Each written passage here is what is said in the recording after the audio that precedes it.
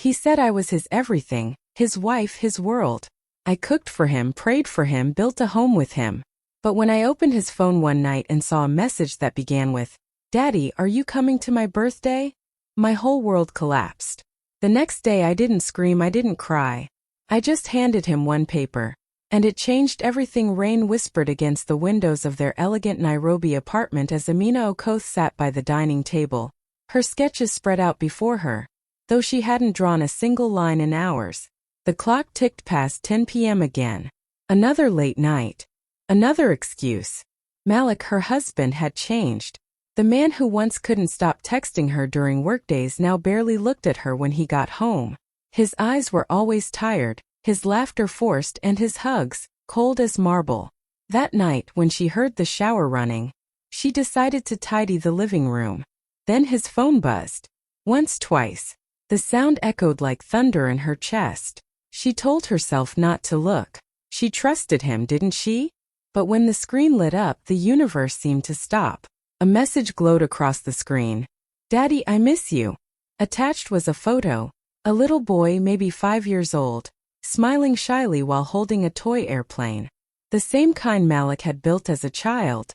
The same one he'd once promised to teach their future son to make. Amina's fingers trembled as she picked up the phone, her breath shallow. The child's eyes, wide innocent, were Malik's eyes. The resemblance was undeniable. It wasn't just a picture. It was a confession wrapped in pixels. Her knees felt weak. She sat down slowly, trying to make sense of what she was seeing. The messages below the photo were worse.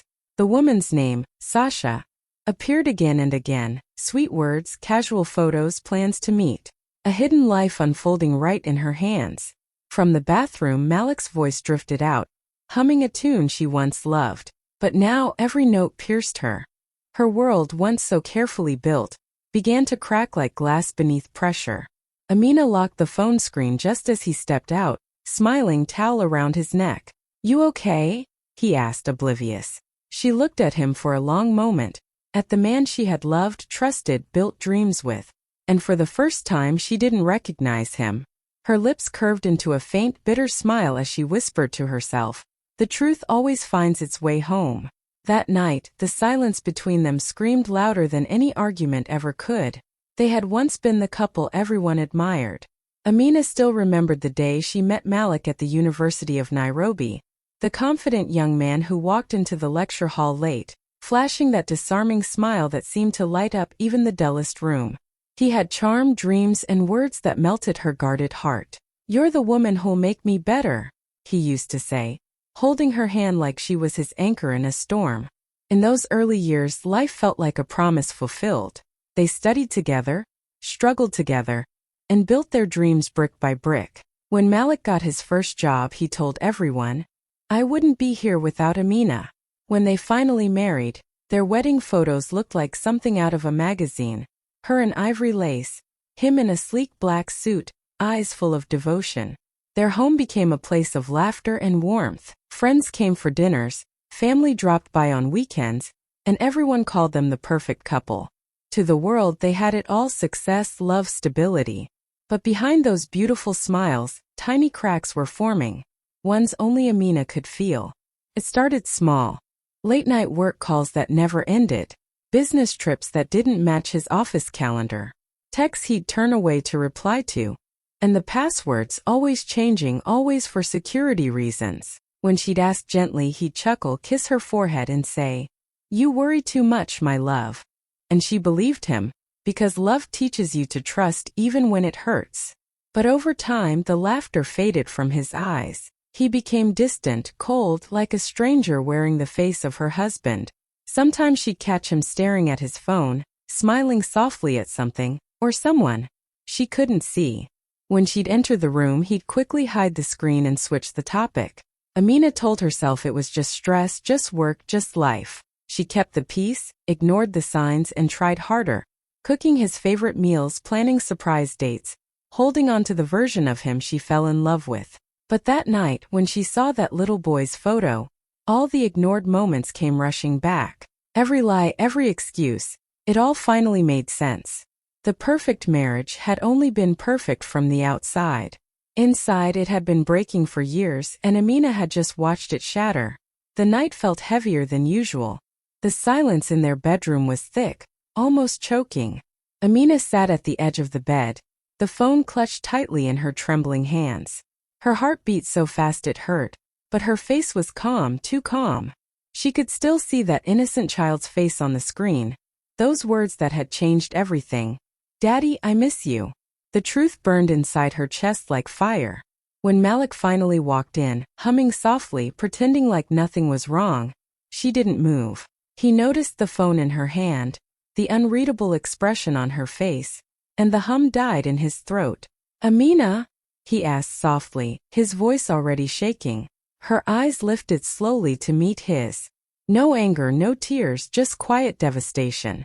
Then she whispered, barely audible, "Who is the boy calling you daddy?" The question hung in the air like a storm about to break. Malik froze. For a long moment he didn't speak. His face went pale, his lips parted, but no words came out. His silence was the loudest confession she had ever heard. Then came the lies, weak, desperate lies. "It's my cousin's son," he stammered, forcing a shaky smile. "He just calls me that for fun." But Amina didn't blink. Her calmness scared him. She slowly reached for a folded paper on the nightstand, the child's birth certificate she had found in his email. She placed it in his trembling hands. There, printed in bold black letters, was Malik's full name. Malik Amina Okoth, father. The color drained from his face. He sat down, his hands gripping his hair as if trying to wake from a nightmare. "Amina, please. I made a mistake," he whispered. "Please don't destroy us." It meant nothing. Amina looked at him, the man she had once trusted with her life, and for the first time she saw a stranger. She wanted to scream, to throw the phone, to cry until her chest broke open. But she didn't. She just said quietly, "You already did." Malik's shoulders shook, his voice breaking with guilt. But Amina didn't reach for him. She turned away, her face blank, her heart bleeding silently. The truth had finally come out. And with it, their marriage began to die in the silence of that room. The room felt too small for the storm inside her. Amina didn't scream, didn't throw things, didn't even ask why. She just stood there, silent, her heart pounding against her ribs like a trapped bird. Malik sat with his head in his hands, mumbling useless apologies, but she couldn't hear him anymore. Every sound seemed distant, muffled, like she was underwater. Without a word, she turned and walked out to the balcony. The night air was cool, brushing softly against her face, but it couldn't calm the fire burning inside her chest.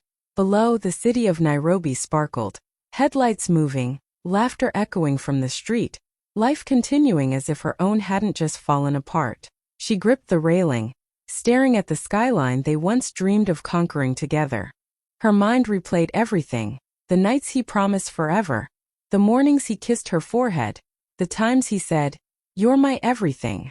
She remembered the house they built with their own hands, the projects they designed side by side, the laughter that once filled every corner. How did it all turn into lies? How could love that deep hide something so cruel? A single tear rolled down her cheek, and she whispered to herself, voice trembling, "How can you betray someone who built you from nothing?"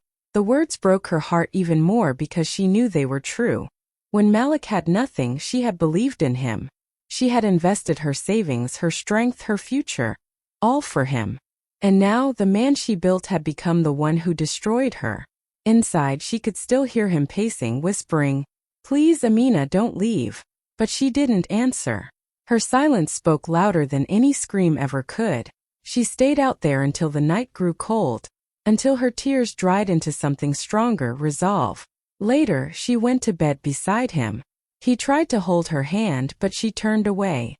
The distance between them felt like 1,000 miles. He fell asleep with guilt. She stayed awake with fire in her eyes. That night, Amina didn't break. She transformed. Something inside her shifted. The pain became purpose, and in that quiet darkness, a new version of her began to rise from the ashes of betrayal. The next morning, the house was silent, too silent. The kind of silence that comes after a storm. Amina woke before dawn, her face calm but her heart steady like steel. She moved with quiet grace, dressing in a simple white blouse and tying her hair neatly. There was no trace of tears, no sign of anger, only purpose. As the smell of morning coffee filled the room, she walked to the dining table and placed a single sealed envelope right in the center. It was small, elegant, and heavy with truth. Malik was still asleep, unaware that this day would change everything he thought he owned, and everyone he thought he controlled. When he finally came down, his face tired and uneasy, he saw the envelope waiting for him. His stomach tightened. "Amina, what is this?" he asked softly, trying to read her expression. She didn't answer. She just stood by the window, arms folded, eyes distant. "Open it," she said simply. His fingers trembled as he tore it open. He expected divorce papers, maybe a final goodbye.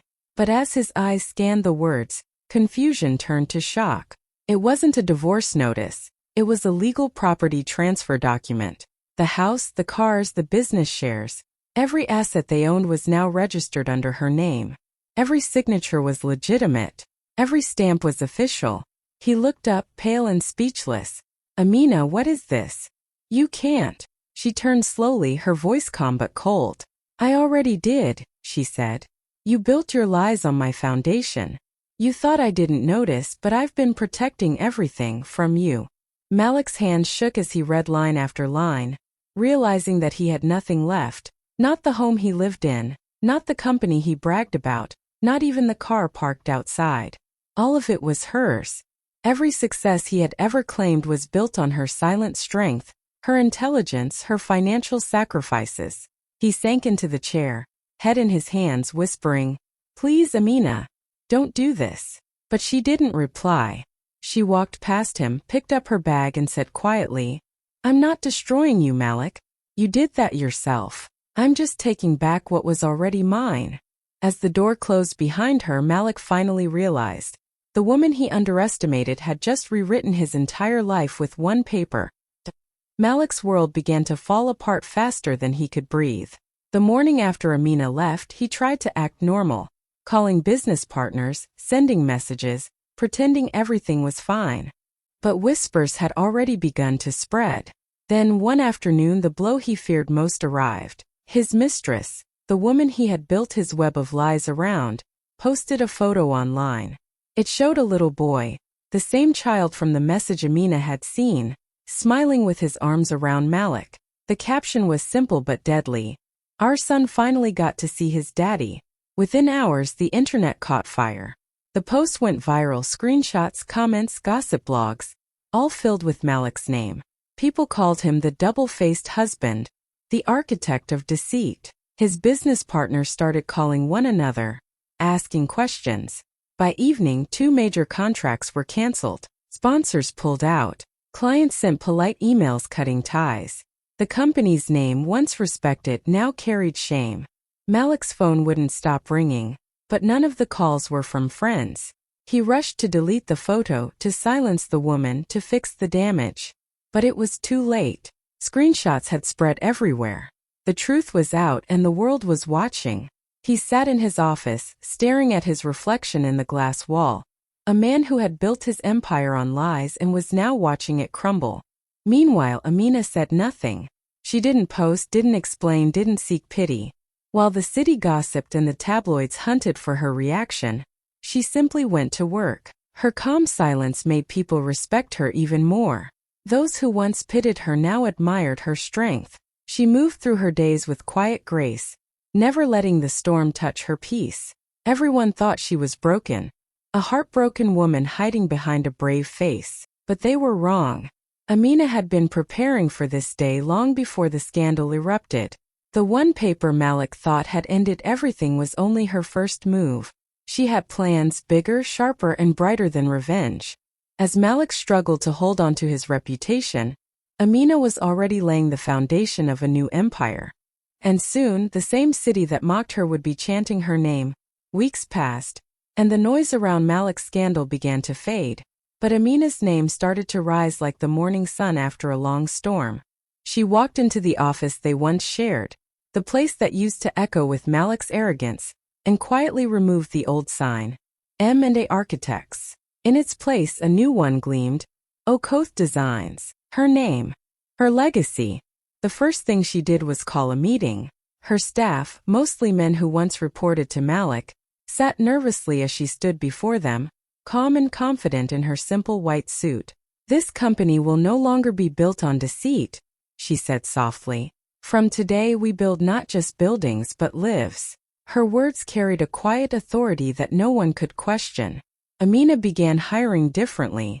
She reached out to single mothers, young women who had been turned away from jobs because of their struggles. She trained them, paid them fairly, and made them believe in themselves again. Slowly, Okoth Designs became more than an architecture firm. It became a movement. The media took notice. Headlines began to appear. Woman turns betrayal into business revolution. Meet the architect of empowerment. Television shows requested interviews, and when Amina appeared on one, her calm voice silenced the room. "Sometimes losing a liar," she said, looking straight into the camera, "is how you find your purpose." That one line went viral. Clips of her interview spread across social media.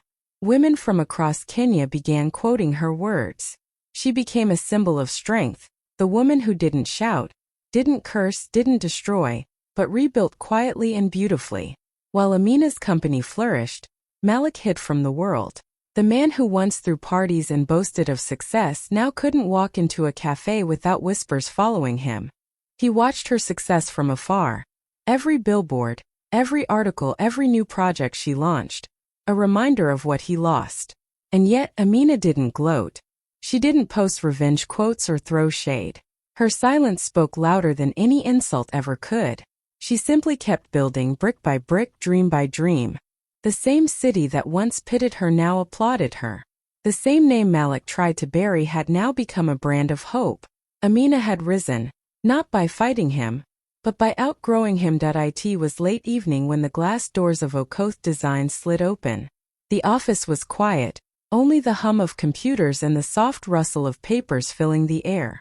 Amina was reviewing blueprints for a new project when her assistant hesitated at the door. "Madam, someone is here to see you." When she looked up, time seemed to slow. Malik stood there, thinner, tired, eyes hollow like a man who had been fighting storms without shelter. His once perfect suit hung loosely on him, and in his trembling hands was a bouquet of wilted flowers. For a long moment, neither of them spoke. The air between them felt heavy, full of all the words they'd never said. He took a step forward. "Amina," he began softly, "I've lost everything. The house, the company, the friends, even my peace. Please, I just want a chance to explain." His voice cracked under the weight of regret. Amina leaned back in her chair, studying him, not with anger, but with a calmness that made him more nervous. "Explain," she said quietly. "You hid a child for 5 years. You hid your truth for 10. What's left to explain?"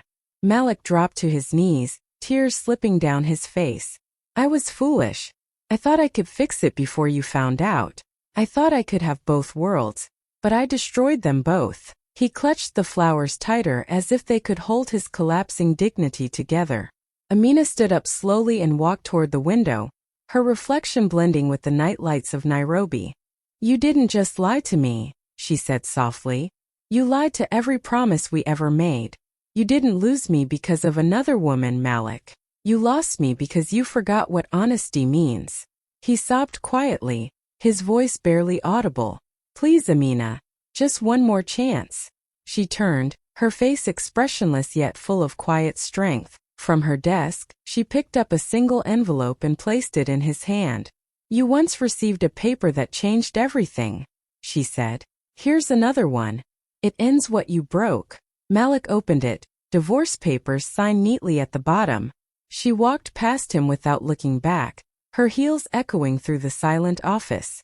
Malik stayed there on the floor, holding the flowers that no longer meant anything, realizing too late that the woman he took for granted had already written her own ending. Months passed, and Amina's world had grown peaceful again. The chaos was behind her, or so she thought. One quiet afternoon, her phone rang with a number she didn't recognize. When she answered, a weak, trembling voice spoke her name. It was the woman Malik had betrayed her with. For a moment Amina said nothing. The woman's voice cracked as she explained she was ill, very ill, and wanted to meet, just once. Amina hesitated. Every part of her said she owed this woman nothing. But something deep inside, perhaps the same strength that made her rebuild her life, told her to go. Not for forgiveness, not for sympathy, but for closure. So she agreed. When Amina arrived, the woman looked fragile, her eyes tired but sincere. She reached into her bag and handed Amina a small folded paper. Amina unfolded it slowly and froze. It was a child's drawing. A bright, uneven sketch of a woman holding hands with a little boy. Above their heads in uneven letters were the words, "Mama Amina." The woman's voice broke as she whispered, "He says you're kind. He says he dreams of you sometimes." For the first time in a long while, Amina felt something inside her shift. Tears filled her eyes. Not for Malik, not even for the woman before her, but for that innocent boy caught in the mess of adults' lies. The drawing trembled in her hands, colors smudging under her tears. She thought of all the years Malik had hidden his truth, of how many lives had been tangled in deceit, and how this little boy was the only one who had no choice in any of it. Amina took a deep breath, her voice soft but steady. "He deserves better," she said quietly. "Make sure he grows up knowing honesty, not shame." The woman nodded weakly, tears rolling down her cheeks. For the first time, Amina saw her not as a rival, but as another broken soul in a painful story. As she walked away that evening, the paper still in her hand, Amina felt a strange peace wash over her. She wasn't angry anymore. She wasn't hurt. She had faced the past, and this time she was free. The sun was warm that morning, casting a golden glow over the crowd gathered in front of a newly built glass building. Banners fluttered in the wind with bold letters that read, "The One Paper Project." Cameras flashed, reporters whispered, and young women held hands, smiling with pride. At the center stood Amina Okoth, radiant, calm, and stronger than ever. Her name had become more than just a brand. It had become a symbol of resilience, of rebirth after betrayal. As she stepped to the microphone, silence fell over the crowd. Her eyes scanned the faces, women who had once been silenced, girls who now dared to dream. Her voice, clear and warm, carried across the air. "When betrayal comes," she said softly, "don't fight with rage. Build with wisdom. Because one paper, one decision, can rewrite your life." Applause broke out, echoing through the courtyard. The ribbon was cut, and the crowd erupted with cheers. The One Paper Project was officially open, a foundation dedicated to helping women gain legal and financial knowledge, so no one would ever feel trapped or powerless the way she once did. Behind her stood her team, single mothers, young architects, survivors, all women she had lifted as she rose. Far away, in a dimly lit apartment, Malik sat alone, staring at the television screen. The live broadcast showed Amina smiling, surrounded by the people she had inspired. His eyes filled with tears he couldn't stop. The woman he once underestimated had become everything he never believed she could be. The world now knew her name, not because she was his wife, but because she had become her own legacy. The camera panned over the crowd, capturing the joy, the pride, the strength that radiated from Amina. She stood with her head high, eyes glistening, as the ribbon fluttered to the ground. In that moment it was clear. Malik had lost far more than a marriage. He had lost the chance to stand beside greatness. And as the narrator's voice faded in, the words rang deep and true. He thought she'd crumble, but she built an empire instead.